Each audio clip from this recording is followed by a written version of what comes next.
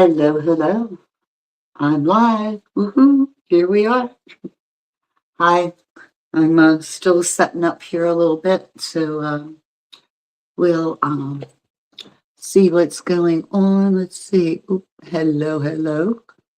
Let's see. What do I have over here? A couple people on. Yeah. All right. Okay. Hello, hello.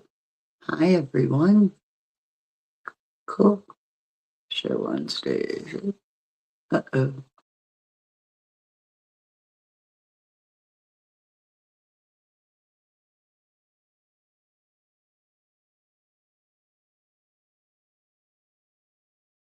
There we are. Back again. Oh, nope, I don't want that there. Okay, let's see. There we go. Um, my platform here is StreamYard. It's upgraded a couple of times here recently, and so I'm still playing with it, seeing if what's going on here, seeing all the different things. Hello, Susan. How are you? How's everybody out there? Good, I hope. So, couple things. First of all, for those of you who don't know, I am known as the Bay Lady. My name's Sharon Schultz, and the Bay Lady here, I do virtual tours around the Chesapeake Bay region of Maryland. It's where I live, and it's one of my favorite places to explore and to share. So that's what I do. So Bay Lady tours like this one, you can see it on the same platforms. And I'm usually going places, going outdoors. Well, I was going to do a tour earlier this week, and it was so cold that I canceled it and scheduled some indoor tours instead, so I can, kind of keep out there and not freeze my tush off, basically. So I don't know where you are. I am in the U.S. I'm in Baltimore, Maryland, and we are part of the 200 million people that are having a major snowstorm. So we've already gotten, I guess, about as much snow as we're going to get. It's looking like 5 or 6 inches. I'm kind of disappointed. I was looking for a lot more. Anyway, hello. Hi, Grandma. Oh, goodness. Hello, hello. Anyway, 67. Cool. I am just kind of chilling still, have no intentions of going anywhere today. My car is buried. You love my glasses. Thank you so much. I love them. It helps me see. Anyway, so here I am home today. So a couple things, and that is that first of all, you can find me on Facebook and on YouTube. And also, all of my tours are, here I am. So tips are welcome. Okay, I do accept gratuities. You can find the link to buy me a coffee on my Facebook and on my YouTube page. So anyway, so today, let me see, I'm just looking, what am I going to do? So today is about mysteries. I used to do a mystery thing every week and kind of got away from it, and now I'd like to get back to it. So the first thing I have on the agenda is to do a couple of mystery things. Let's see how good you are at deducing information and putting together clues. It's about being observant, and it's about looking really far ahead. So I'm going to start with an easy one.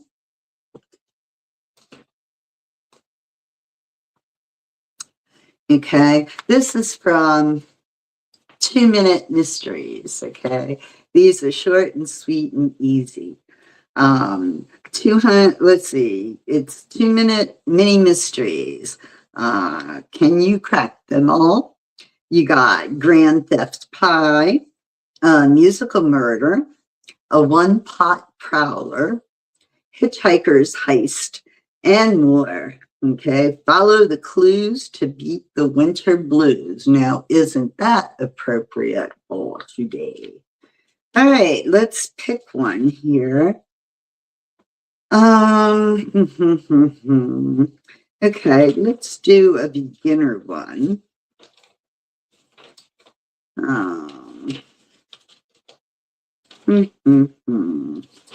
Okay, let's do, sounds good. Okay, how about this? The chocolate chip cookie caper. I could do a chocolate chip. You're a streamer yourself. I only had 3 people chat. I don't get as many people chatting as I once did, that's for sure. I don't know if people are, afraid or don't have anything to say or not sure what to do, but please chat. I'm trying to keep an eye on it. I will admit that I don't, hang on a sec, I admit that I don't always catch all of them. Sometimes I get into what I'm doing and the chats start flying by me. So anyway, the chocolate chip cookie caper. Yes. All right. So what we're going to do is read the story and listen carefully, because then we're going to be asked a question, okay, about the mystery. All right. So here we go. The chocolate chip cookie caper. Detective Eileen Mathers was looking forward to dinner at her sister June's house. She had even offered to come early to help with the preparation. But when she arrived, her 3 nieces didn't come running to greet her as usual. Curious, she walked into the kitchen and found June cutting celery sticks. "Where are the girls?" Eileen asked. June's jaw muscle twitched. "In timeout." Eileen laughed. "What did they do?" "One of them stole the bag of chocolate chips I needed for the cookies," June sighed. "I can't get anyone to fess up to it. So they're all in timeout until one of them breaks." Hey. Want me to look into it? Eileen asked. "I'm a detective after all." June's face brightened. "Would you maybe flash your badge or something?" Eileen laughed. "Contrary to popular belief, I don't carry it with me. But don't worry, we'll have our thief in no time." Eileen ventured down the hall leading to the playroom, where she found Molly, Sarah, and Tessa, ages 3, 5, and 7, respectively. Molly leapt into Eileen's arms. "Auntie E!" Eileen hugged her, then announced, "Girls, I need you all to sit down with me."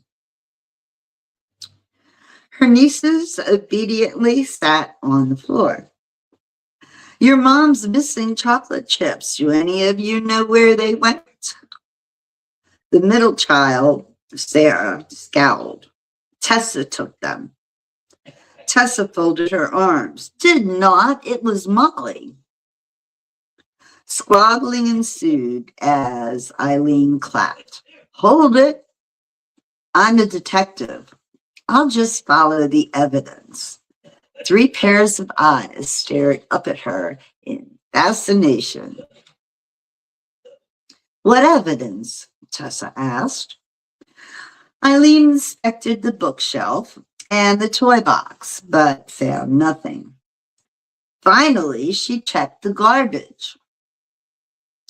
Buried under crumpled drawings was an empty chocolate chips bag. Eileen held up the package as the girls' faces flushed. Who did it? All three shook their heads as Eileen suppressed a smile. I guess I'll have to use the whistling lie detector test then. What's that? Tessa asked. Eileen grinned. It's a test that tells me if someone is lying. How you do it? Sarah asked. One at a time. I'll hold your hands as you whistle. Tessa looked doubtful. And you'll know if we lied? Yep. Eileen knelt down so she could look the oldest in the eye. Tessa sighed as she held Eileen's hands. This is so dumb, Auntie E. Go ahead. Tessa whistled loudly, rolling her eyes. Tessa, you're telling the truth. Molly, you're up. She took Molly's hands and told her to whistle. I can't, Molly said. Just try. Molly blew through pursed lips, but no sound came out. You told the truth too, Eileen said. Sarah, your turn. Sarah took her aunt's hands. Tessa and Molly's whistles didn't sound alike at all. What does it sound like when somebody's lying? She asked. I'll know it when I hear it. Sarah attempted to whistle, but only produced a squeak. Eileen stood and smiled. Sarah, you're the one who lied. Sarah's eyes widened in awe. How'd you know? She asked. Okay, our question. What gave away the culprit? That's the question that we have to answer. Okay, the chocolate chip cookie caper. So we have three little girls on their auntie detective, and she was able to figure out which one was lying, who took the chocolate chips. So let's just go over the very end again and see. Okay, so first of all, one at a time, I'll hold your hands as you whistle. Tess looked doubtful. And you'll know if we lied? Yep. Eileen knelt down so she could look the oldest in the eye. Tessa sighed as she held Eileen's hands. This is so dumb, Auntie E. Go ahead, Tessa whistled loudly, rolling her eyes. Tessa, you're telling the truth. Molly, you're up. She took Molly's hands and told her to whistle. I can't, Molly said. Just try. Molly blew through pursed lips, but no sound came out. You told the truth too, Eileen said. Sarah, it's your turn. Sarah took her aunt's hands. Tessa and Molly's whistles didn't sound alike at all. What does it sound like when someone is lying? I'll know it when I hear it. Sarah attempted to whistle, but only produced a squeak. Eileen stood and smiled. Sarah, you're the one who lied. Sarah's eyes widened in awe. How'd you know? Okay, so my friends, who took the chocolate chips? Okay, was it Tessa? Was it Sarah? Or was it Molly? Okay, now, Auntie feels that Sarah is the one. How did she know? Any ideas how she might have reached her conclusion? I'll give you a moment to think about it, to think about the story. Okay, and then we will go to the answer. Who's with me? All right, the answer.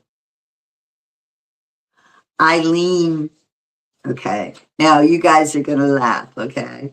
But again, it's thinking about the story and using your deduction skills, okay? All right. Eileen didn't need the whistle to know who was lying, okay? She was examining their hands and smelling their breath. There was something dark under Sarah's nails, and her breath smelled like chocolate. So, believing in her aunt's lie detector test, Sarah broke down and confessed to snagging the chocolate chips. Cute, right? Okay, so that's the kind of answers that we are looking for in these cute little stories. So let's do another. Let's see. Oh, how about this one? Now this is a bit of a step up from the one we just did. That was in the beginner category. This one here, we're going intermediate. This little mini 2-minute mystery is called Give Me the Money. You can all use the money, right? So give me the money. All right, here we go. Good evening. I'm Craig Wayland, your host of Gimme the Money, the multiple choice game show where contestants can win thousands of dollars. Our reigning champ, Harvey Patterson, has been on a hot streak, so let's dive right in. Are you ready, Harv? Patterson nodded, his beady eyes darting back and forth as the lights came down with a flourish. The first category is television shows, Wayland continued. First question. Who played the mother on Leave It to Beaver?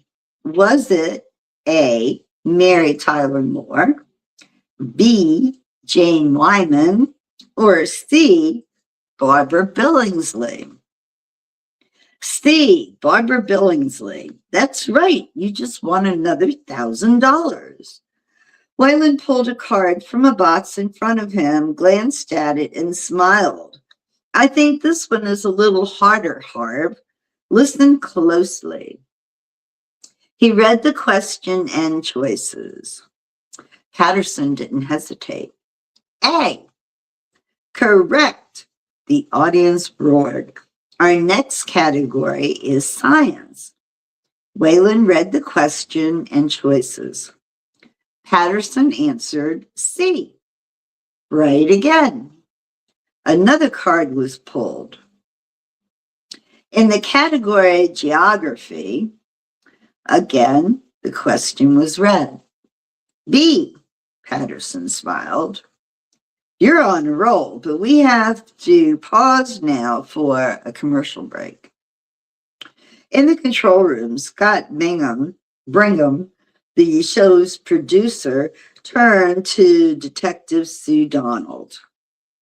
See, he asked, on our show, when a contestant gets his third answer wrong, his turn ends and a new person starts.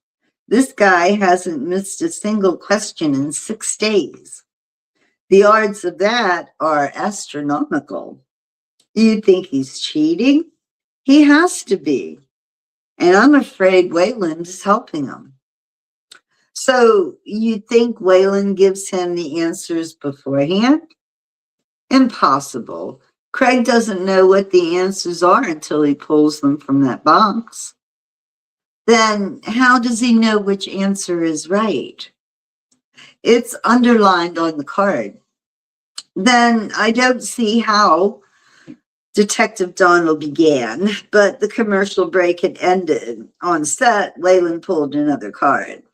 Now the questions get harder, he said. Algebra is the category. He reads the question and choices and waited as Patterson thought. The answer is C. That brings your total winnings today to $5,000. At this point, Wayland said, pulling a card, each question is worth $1,500. He read the question. Patterson answered B, right again. This continued for the rest of the show.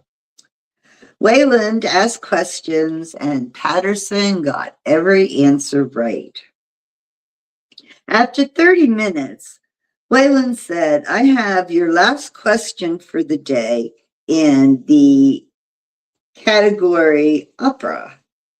Again, he asked the question, and Patterson's answer, A, was correct. As the show ended, Brigham turned to Sue Donald again. I know they're cheating. We just need to prove they are before the next show is filmed. It gives me all night to think about it, Donald said. No, we tape 5 shows a day. There's a half-hour break so Wayland and the contestant can change so it looks like a day passed. Donald sighed. Can I go over today's show somehow? Brigham nodded. I'll have the text replay the tape. Detective Donald reviewed the tape and smiled. I'll need some cue cards and a large black marker. Tell Craig to read only what is on the cards, no improvising. So you figured out how they're cheating? Yes, Donald smiled. And this should prove it beyond a shadow of a doubt. Okay, so, hey, Sarah. Hold on, I'm going to see if this one, okay. Hey, Ronnie, just checking my my feed here, guys. Hey, everyone. I haven't seen some of you guys for a while. Glad you're back. Glad I'm back. I have to do this more, right? Hey, guys. Okay. So, the question, how were they cheating? All right. Shall we find out? Okay. Let's do that. Okay. How were they cheating? Donald noticed something strange about Wayland. Okay. When he introduced a question with a sentence that began, oh, this is hard. I'm laughing already because no way I would have ever gotten this one. Let me start again. Sorry. Donald noticed something strange about Wayland. When he introduced a question with a sentence that began with a one-letter word like I or the correct answer was A. When his sentence began with a two-letter word, as, in, the answer was B. A three-letter word, the, our, O-U-R, now, meant that the answer was C. Without these clues, Patterson missed the next 3 questions and lost. Ha! That was interesting. I would have never thought of that. I guess my mind is not as analytical as it should be, perchance. I think. Okay, next up, let's do something a little bit harder. How about a 5-minute mystery? Okay, this is 5-minute mystery with Crime Busters. Okay, it's clever. Mini Mysteries by Stan Smith. And let's see, solve thrilling murders and cases of robbery, fraud, espionage, and more with Thomas P. Stanwyck in this collection of puzzling mysteries. All right, let us do that.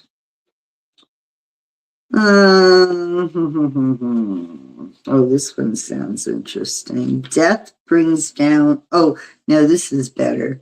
A New Year's disillusion. There's the picture. A New Year's disillusion. I know, Sarah. I've just been cold. It's too cold to go outside. So I'll do more inside ones. I'll do the Beatles this week coming too. For sure. Okay. Look, guys, I hope you don't mind. See, I'm broadcasting this, or not broadcasting. This is live streaming on 3 platforms. It's on YouTube, Facebook Live, and Twitch. Okay. So there's people, I don't think they can, I don't think Twitch can write comments, but Facebook can. People on Facebook can write comments, and so can those on YouTube. The thing is, you can't see each other, okay? YouTube can only see YouTube, and Facebook can only see Facebook, and I don't know what goes on with Twitch. Anywho, so if I stop and speak, that's why I'm responding to comments in my window over here. So, yes. All right, so a New Year's disillusion. Let's try this. Thomas P. Stanwyck was still fighting off sleep as he mounted the front steps of the Dunhope home in Royston. Some way to begin a new year, he thought. After attending a New Year's Eve party, the amateur logician had been roused at 6 by a phone call from Inspector Walker. Robert Dunhope of Dunhope and Henson, a prosperous insurance agency, had been poisoned at the New Year's Eve party in his home, and Walker had asked Stanwyck to come have a look. "Happy New Year, Tom," said Walker dourly at the door. This way. Walker led Stanwyck into a large, well-furnished living room. 3 men and a woman, still in evening clothes, sat numbly on a long sofa. "The body has been removed," said Walker. "Mrs. Dunhope has gone down to headquarters. These 4, I take it, were guests at the party?" asked Stanwyck. "That's right. John Merridale was Dunhope's accountant. Harriet Schultz is a friend of Mrs. Dunhope and has written several popular cookbooks. Simon Henson is the junior partner in Dunhope's firm, and George Dunhope is the victim's nephew." Stanwyck sat down in an armchair across from the sofa and glanced quickly around the room. Walker took out his official notebook.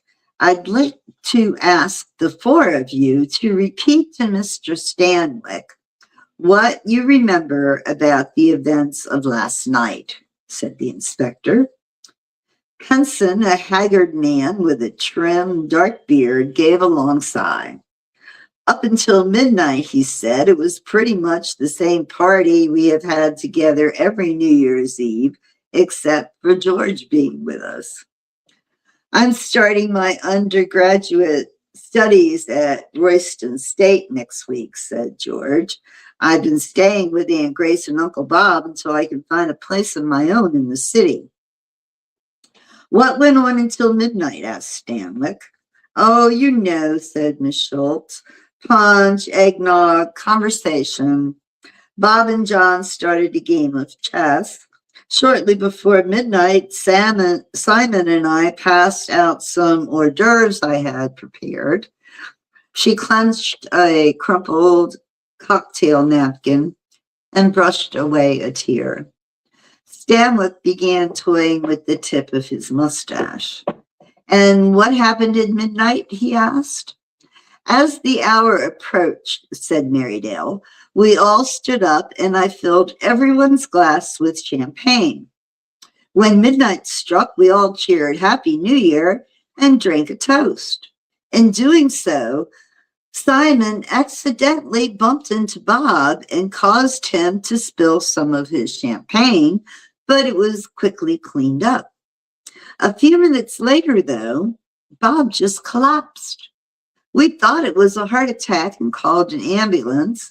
By the time the medics arrived, Bob was already dead. They checked him and said it looked suspicious and called the police. Thank you. Excuse us a moment. Stanwick stood up and stepped into the hallway with Walker. What has the medical examiner found, Matt? Walker grimaced and scratched the back of his neck. Doc Pillsbury says it looks like a fast-acting poison. We've tested the champagne remaining in Dunhope's glass and stained on his clothing, though there is no trace of poison. How about the hors d'oeuvres? The guests say he only ate half of one. The half he didn't eat checked out clean. He didn't eat or drink anything else. Any food or strange objects in his pockets? No, just keys, change, and a comb. That's what has us stumped, Tom. He must have been poisoned right around midnight, but we can't even figure out how he ingested the stuff. Stanwick gave a gaping yawn before replying. Excuse me, he said. If Pillsbury's results are confirmed and no more significant facts come to light, I think I can point out the method of murder and the likely murderer. Okay. So our question, who murdered Dunhope and how? How did he do it? Who murdered Dunhope and how about it? Okay. Give you a couple of minutes. A lot of stuff going on there, that's for sure. They were all at a party. They had champagne, maybe too much, and some hors d'oeuvres, and boom, next thing you know, there's a murder. Wow. Go figure, right? All right. The answer, let's go find it. Right there. Okay. All right. Here is the solution to the murder. All right. A year's dissolution. If the poison was not administered by food, drink, or inhalation, since no one else was affected, it must have been administered by touch through the victim's skin pores. The only thing Dunhope touched shortly before his collapse that he hadn't touched earlier and that no one else had touched was the inside of the napkin served with his hors d'oeuvres. Remember that Miss Schultz was still holding a napkin. Therefore, this had been doctored with poison. The critical event was Dunhope's being bumped and spilling his champagne. Since he was not carrying a handkerchief, he must have opened his napkin to clean up the spill and so touched the poison. Only Henson had helped serve the hors d'oeuvres and napkins, and then bumped Dunhope, causing him to open his napkin. Henson was, therefore, the logical suspect. Walker's investigation bore out Stanwyck's conclusions. Henson was convicted of murdering his partner to gain full control of their lucrative agency. Okay, the partner did it. Right. Okay, something else I want to do today.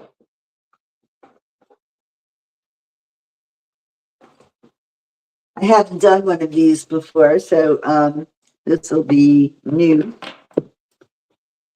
for all of us.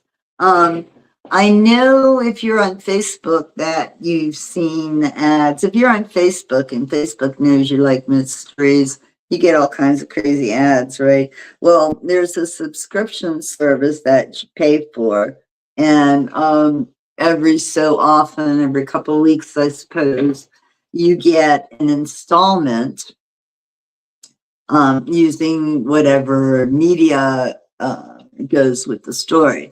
So in this case, we will be reading letters that are being exchanged by people who are aboard the Titanic. The date is April 9th, 1912. So before the Titanic sank, there was apparently a mystery aboard. And that's what I'm going to share with you. Each time we do mystery sessions here, I'll read an installment of our Titanic mystery. Okay. So the first document that we are going to read is kind of explaining the situation. It's a long letter, okay, a long letter from a Miss Elsie Fairchild, okay, Miss Elsie Fairchild, and she's writing the letter to her sister.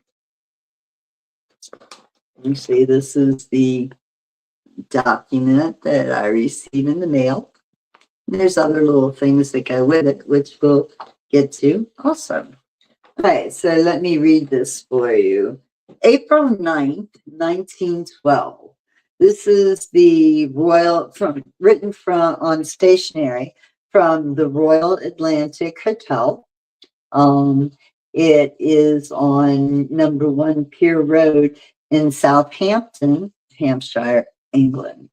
So this is where the young lady is apparently staying. So here we go. My dearest sister, from the window of my hotel room, I have a view that defies belief, a scene of such impossible scale and industry that I feel I am watching a new world being born.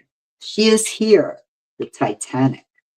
Forgive me, for I know I have written of her before in abstract terms, but to see her now in person, on the eve of her great departure, is an experience that renders all prior descriptions inadequate. She rests at the dock, not like a ship, but like a misplaced piece of a great city, a slumbering titan of black steel, crowned with 4 immense funnels that stand like burnished copper sentinels against the deepening twilight sky. They are the color of a pale, milky tea, the signature of the White Star Line, and even now, the rearmost one admits a faint, lazy wisp of steam, a sign of the slumbering power deep within her belly. The setting sun catches the fresh paint on the setting sun catches the fresh paint on her hull, a black so deep it seems to drink the light, starkly divided by a brilliant white that separates the worlds of the upper and lower decks. The sheer versatility of her is breathtaking. She rises from the water story after story, a man-made cliff face perforated with 1,000 windows. As dusk gave way to the velvet cloak of night, a remarkable thing happened. A string of lights flickered on along her upper deck, and then another and another, until the entire vessel was set ablaze in a constellation of electricity. She transformed into a floating palace of lights, her endless rows of portholes glowing like 1,000 golden eyes, their reflections simmering and dancing on the still, dark harbor water. I can hear the distant clang of metal on metal, the shouts of the foreman carrying over the water, and the shrill whistles of the cranes as they load the last of the cargo into her deep holds.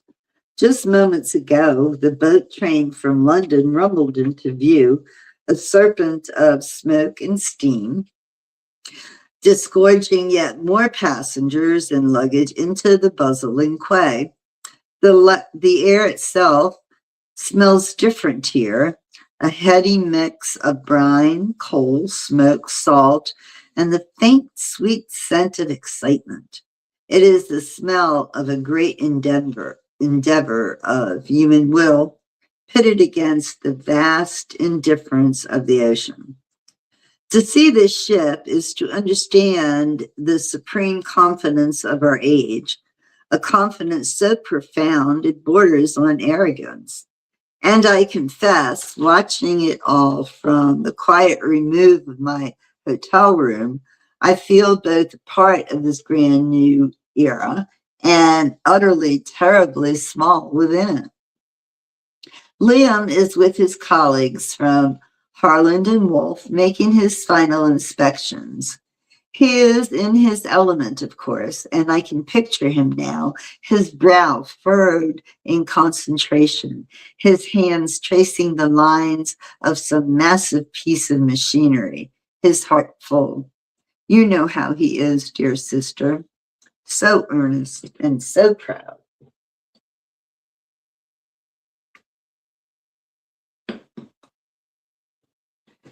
To hear him speak of the ship is to hear a father speak of his child.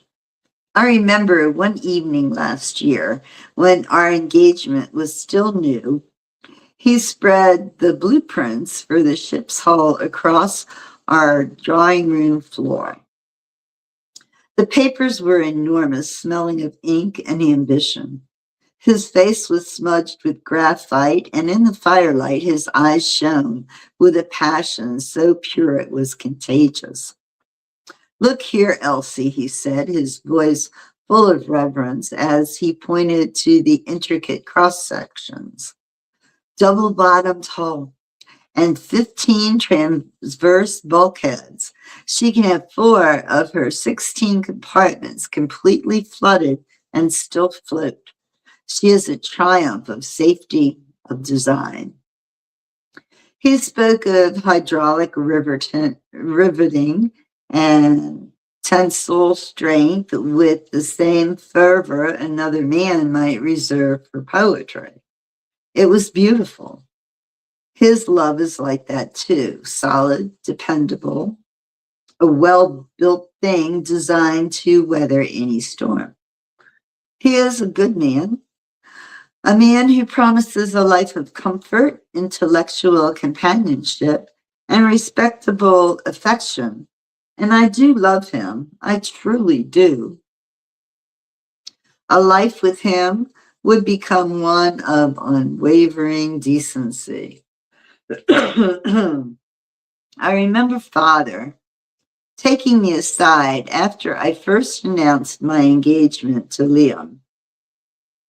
He had that pleased, satisfied look on his face, the one he gets when a particularly complex business deal has concluded in his favor.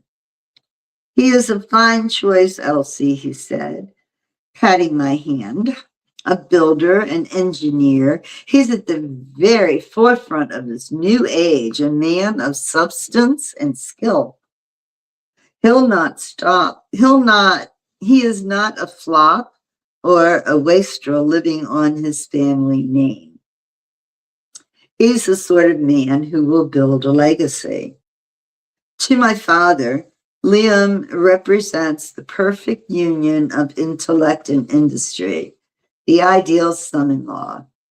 My betrayal of Liam feels in some ways like a betrayal of my father's hopes for me as well. A rejection of the safe, respectable, and wholly sensible future he'd always envisioned for his daughter. It adds another layer of weight to my already heavy heart. But then there is Preston.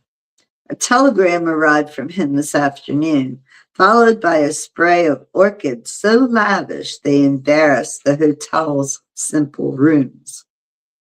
His prose, like his person, is intoxicating, leaving me breathless and ashamed.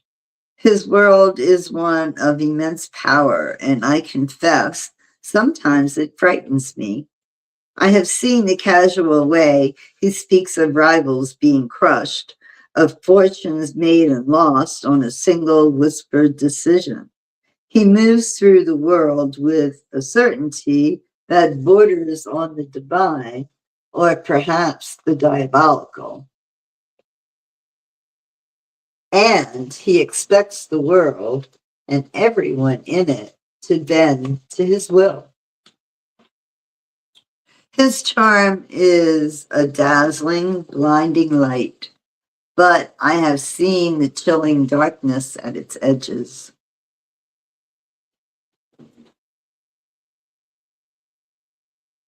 Just checking my notes again. Okay. Okay. Just last month in London, he told me a story over dinner at the Savoy, an anecdote about a competitor for a railroad contract in America. The man's firm was old and respected, but he stood in Preston's way. Preston told me with a self-satisfied smile how he had systematically brought up the man's debts, created a false rumor of insolvency through a contact in the press, and ruined him utterly within the space of a fortnight.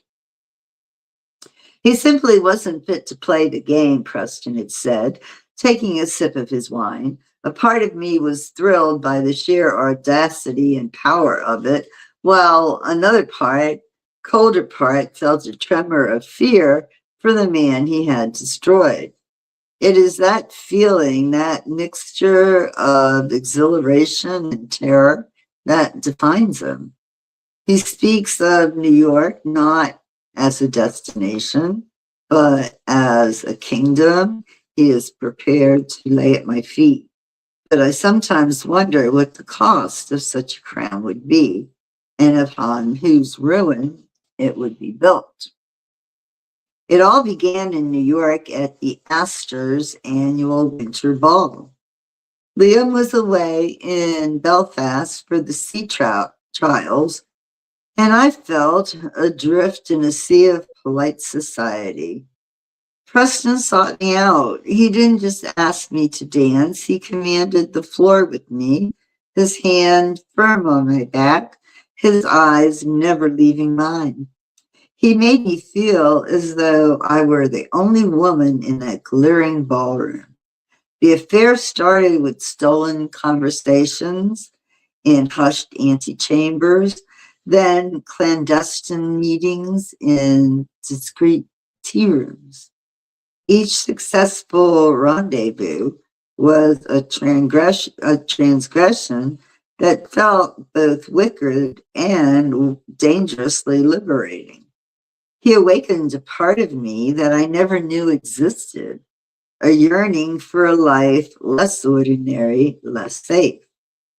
He saw an ambition in me that I had long been taught to suppress, and he praised it, calling it a sign of our shared superior nature. It is more than just his words, it is his presence. When he enters a room, the very atmosphere shifts, the energy coalescing all around him.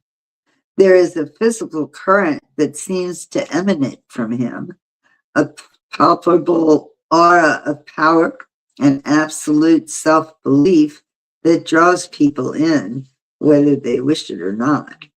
I have felt it from across a crowded room, a sudden intensity, and I will look up to find his eyes on me in a silent, possessive gaze that feels more intimate than a touch. It is in those moments that I feel the affair is not a choice that I am making, but a force of nature to which I am succumbing.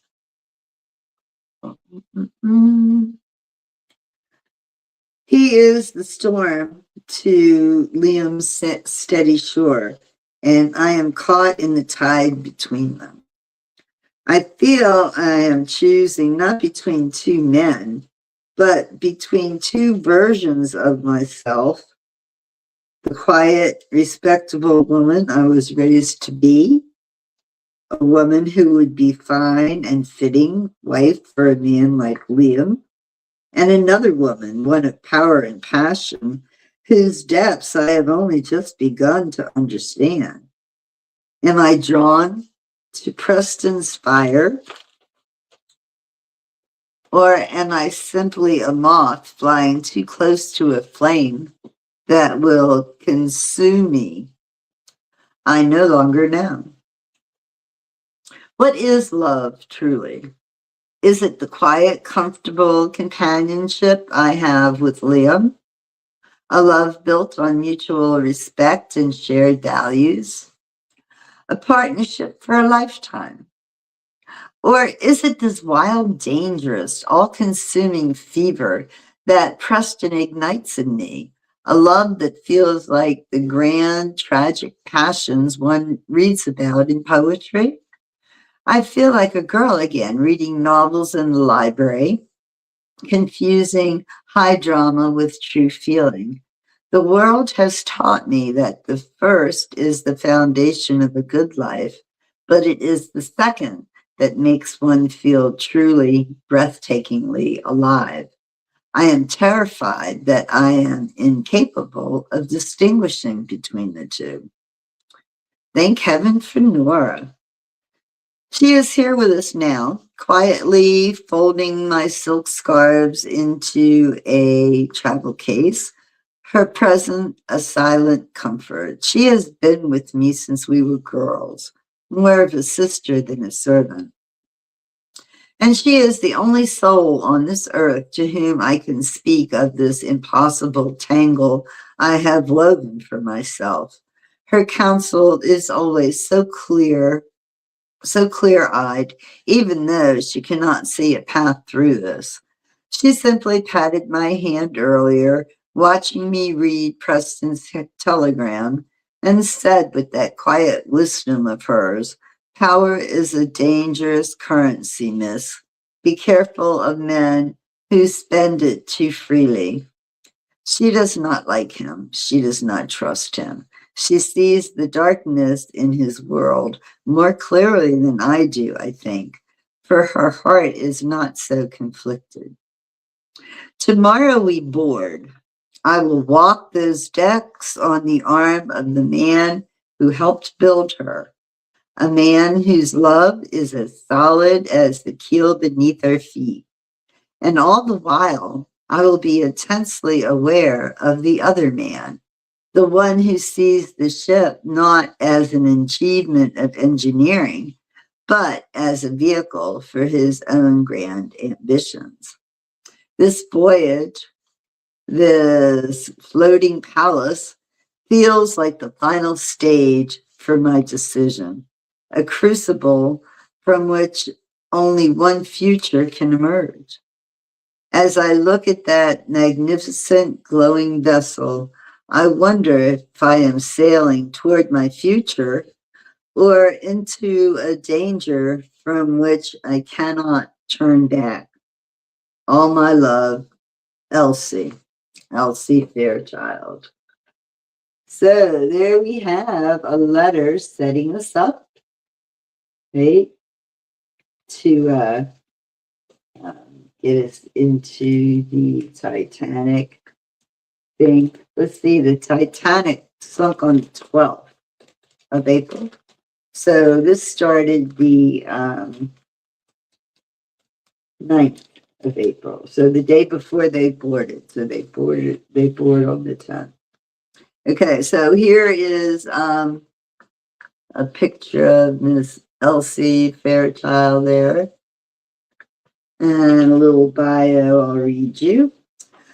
Born in 1888 to prominent New York businessman Arthur Fairchild and his wife Eleanor, Elsie has lived a life steeped in privilege.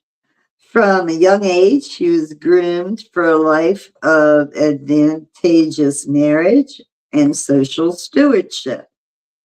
However, her father's world of industry and her own sharp, inquisitive mind, further honed at Vassar College, became instilled in her a restless spirit.